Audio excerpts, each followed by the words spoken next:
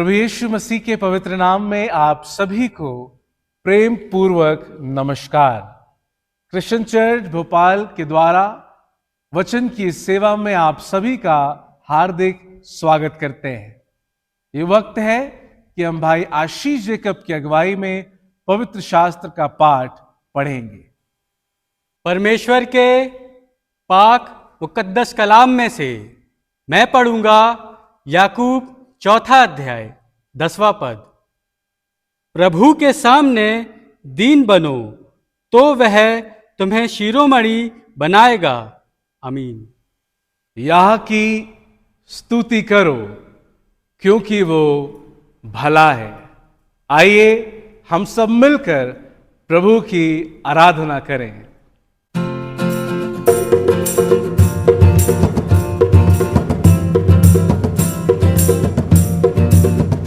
प्रभु का धन्यवाद करूंगा, उसकी संगति में सदा रहूंगा। साथ चलूंगा मैं जय जरूर पाऊंगा, साथ चलूंगा मैं जय जरूर पाऊंगा। प्रभु का धन्यवाद करूंगा। ना देगी मुझे दुनिया कभी भी कोई सुख और शांति आराम, ना देगी मुझे दुनिया कभी भी कोई सुख और शांति आराम। मेरे यीशु के साथ धन्य संगति में सदा मिलती खुशी मुझको।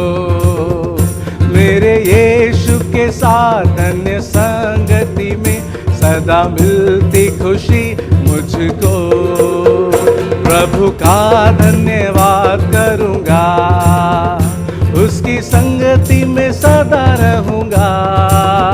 साथ चलूंगा मैं जय जरूर पाऊंगा, साथ चलूंगा मैं जय जरूर पाऊंगा। प्रभु का धन्यवाद करूंगा। सच्चे मन और आत्मा की गहराई के साथ आइए थोड़ी देर हम ठहर जाएं।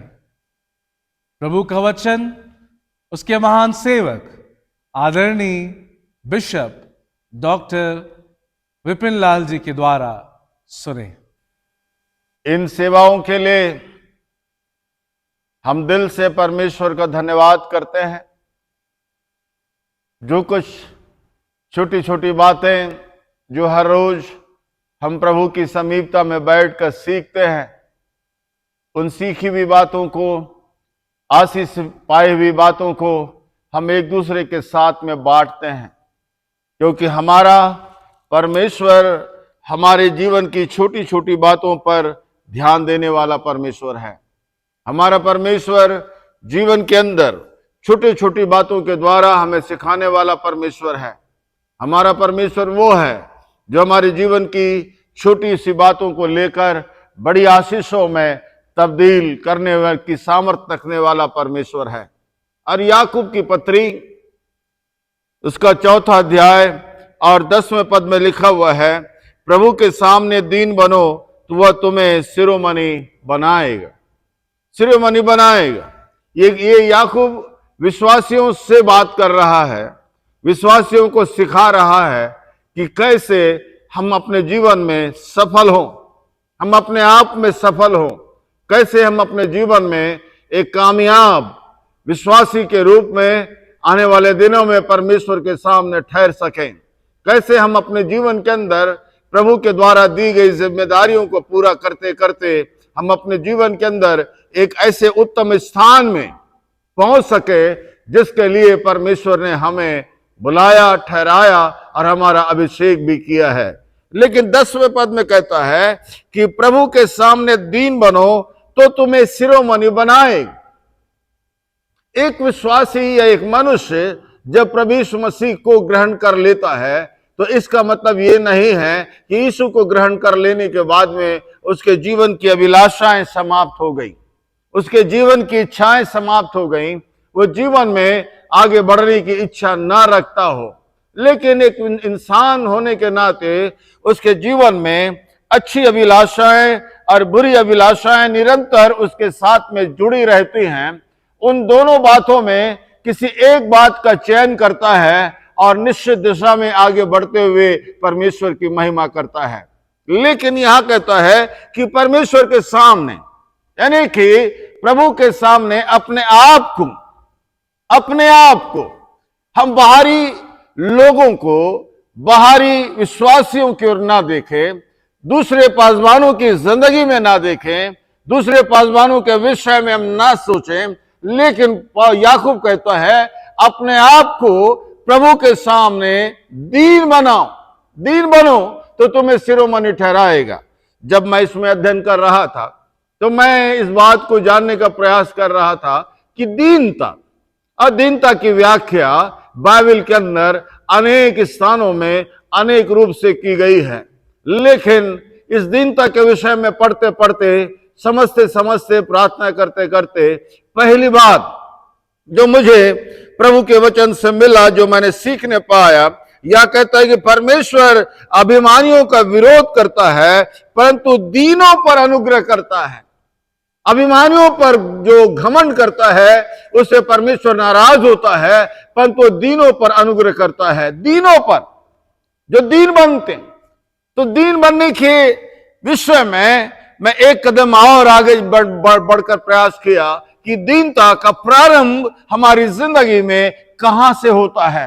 दीनता कैसे मैं अपने जीवन के अंदर दीन बन सकता हूं। मेरे जीवन के अंदर ज्ञान बहुत है, मेरे जीवन के अंदर बाइबल की बातें बहुत हैं, मेरे जीवन के अंदर मैं हर एक बातों का ज्ञान मैं रखता हूं, लेकिन ज्ञान केवल हमें दीन बना नहीं सकता है।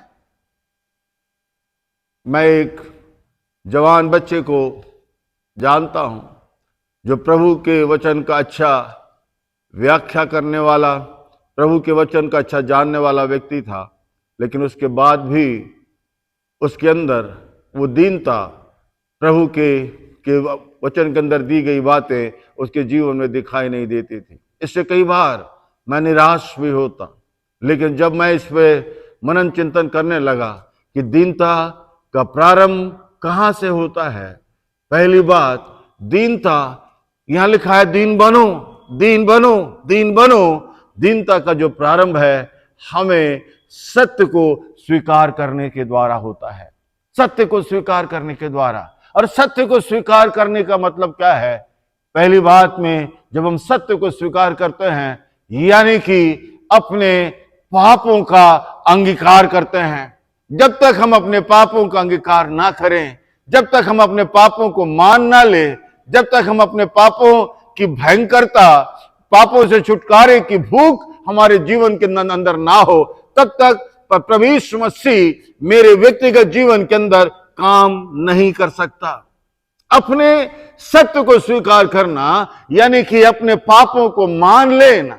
और जब हम अपने पापों को मान लेते हैं तो पहली बात, प्रभु यीशु मसीह मेरे व्यक्तिगत जीवन में कदम रखता है।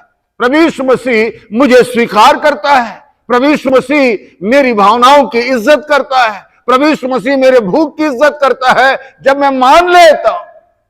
हम कई बार मानते नहीं ना, हम केवल उन्हीं बातों के बारे में सोचते हैं कि हम लोगों के सामने लड़ाई ना करें, लोगों के सामने गलत ना बोले, हमारे जीवन के अंदर बड़े लोगों के सामने झुक के रहें, तो ये हमारी दीनता है। लेकिन बाइबल कहती है अपने सत्य को मान लेना, अपने पापों को स्वीकार करना इस दीनता का प्रारंभ है। इस दीनता का उदय हमारे जीवन में तभी होता है जब हम प्रभु को सामने अपने आप को, सत्य को स्वीकार करते हैं। दूसरी बात मेरे मित्रों, तुम दीन बनो। मैं चाहता हूं मैं दीन बनूं, मैं चाहता हूं मैं एक अच्छा विश्वासी बनूं, मैं चाहता हूं मेरे जीवन के अंदर प्रभु की महिमा हो। मेरे चाहने के बाद भी मैं अपने आप को दीनता की श्रेणी में ला नहीं सकता। इसलिए पुराने नामे में लिखा है, यदि हबशी अपना रंग और चीता अपना धब्बा बदल लेता तो मेरे लोग भी अपने आप को बदल लेते। हम अपने आप को दीन बना नहीं सकते जब तक प्रभु यीशु मसीह मेरे व्यक्तिगत जीवन का प्रभु ना बन जाए, जब मेरे व्यक्तिगत जीवन का अधिकार प्रभु के हाथ में ना हो, जब तक प्रभु यीशु मसीह के अधीनता में रहकर, जब तक प्रभु यीशु मसीह मेरे जीवन की अगुवाई ना करे, तब तक मैं अपने जीवन के अंदर दीन नहीं बन सकता। लेकिन प्रभु यीशु मसीह कहता है कि जैसे मैं नम्र हूं, जैसे मैं दीन हूं, जैसा मेरा स्वभाव है, प्रभु यीशु मसीह की इसका स्वभाव दीनता का स्वभाव था। ये स्वभाव है, यीशु मसीह का स्वभाव है। ये दीनता भी हमारी जिंदगी का स्वभाव है। ये स्वभाव हमारे जीवन के अंदर कैसे आए? मैं चाहता हूं कि मेरे जीवन के अंदर दीनता का स्वभाव आए। स्वभाव तब आएगा जब प्रभु यीशु मसीह मेरे व्यक्तिगत जीवन के अंदर आए। मैं थोड़ी देर तक, कोई मुझको डांटे, कोई मुझको गाली दे, कोई मुझसे लड़ाई करे, मैं थोड़ी देर तक खामोश रह सकता हूं, 10 मिनट, 15 मिनट, 25 मिनट, आधा घंटा, एक दिन। लेकिन एक दिन के बाद मेरा पुराना स्वभाव, मेरे आदम का स्वभाव जो मेरी जिंदगी के अंदर दबा पड़ा है, मेरे जीवन के अंदर छिपा हुआ है, एक समय आने के बाद में वो खुलकर मेरे सामने आता है। लेकिन जिस समय प्रभु यीशु मसीह मेरे अंदर होता है, इसलिए खुदा के कलाम में लिखा हुआ है कि जिसके अंदर परमेश्वर का बीज है वो परमेश्वर का पुत्र है, और जो परमेश्वर का पुत्र है उसके अंदर परमेश्वर का स्वभाव हमारे जीवन के अंदर दिखाई देता। याकूब कहता है जीवन की सफलता का प्रारंभ अपने आप से है। दीनता का प्रारंभ प्रभु यीशु मसीह के सामने सत्य को स्वीकार करने से है। दीनता की उन्नति, दीनता में आगे बढ़ना प्रभु यीशु मसीह के स्वभाव से है। और जैसे जैसे बच्चा माँ के गर्भ में होता है, धीरे धीरे उसके शरीर का हर एक बातों का विकास होता है, और एक समय ऐसा आता है जब वह पूर्ण मनुष्य के रूप में इस संसार में वो कदम रखता है। और यही याकूब कहता है कि हमें दीन बनना है। दीन हम तभी बन सकते हैं जब प्रभु यीशु मसीह मेरी जिंदगी का संचालन ना करे, जब प्रभु यीशु मसीह मेरे अंदर ना हो। और जब प्रभु यीशु मसीह मेरे अंदर आता है तो खुदा के कलाम में लिखा है तुम्हारी दीनता ही तुम्हें सफल बनाएगी, तुम्हें शिरोमणि बनाएगी, तुम्हें ऊंचा उठाएगा। इसका मतलब क्या है कि हम शिरोमणि बनने वाले हम नहीं हैं, लेकिन शिरोमणि बनाने वाला हमारा परमेश्वर है। हमें ऊंचा उठाने वाला हमारा परमेश्वर है। लेकिन प्रभु चाहता है प्रभु के सामने ना केवल सत्य को स्वीकार करे, लेकिन यीशु को अपने जीवन के अंदर आने का मौका दे। जब यीशु हमारे जीवन के अंदर आता है, हो सकता है मनुष्य होने के नाते हम थोड़ी देर दाएं बाएं हो जाएं, लेकिन फिर भी पवित्र आत्मा की अगुवाई में प्रभु अपने वचन के द्वारा जो हमारे अंदर है, हमें यीशु के स्वभाव में आगे बढ़ाता है। और दीनता यीशु का स्वभाव है। यीशु कहता है जैसा मेरा स्वभाव था वैसा ही तुम्हारा भी स्वभाव हो। तब लिखा है परमेश्वर तुम्हें उठाएगा। लेकिन मुख्य बात याकूब कहता है अपने आप को जानना कि मैं यीशु के इस दीनता की श्रेणी में कहाँ हूं। प्रार्थना करें। हमारे जीवित अनुग्रहकारी प्रभु, हम जानते बहुत कुछ है, पढ़ते बहुत कुछ है, ज्ञान बहुत कुछ हमारे अंदर है, लेकिन इसके बाद भी हम उस रूप में दिखाई नहीं देते जैसा हमें दिखना चाहिए। हमारा स्वभाव हम चाहने के बाद भी नहीं बदल पाते। पवित्र आत्मा हमारी सहायता करे ताकि यीशु का स्वभाव, यीशु की आशीषें हमारे जीवन के द्वारा झलकने पाए। परमेश्वर पिता, पुत्र और पवित्र आत्मा हमारी सहायता करे ताकि हम हर रोज यीशु की अधीनता में, दीनता के स्वभाव में आगे बढ़ सके और जीवन में कामयाब हो सके। आमीन।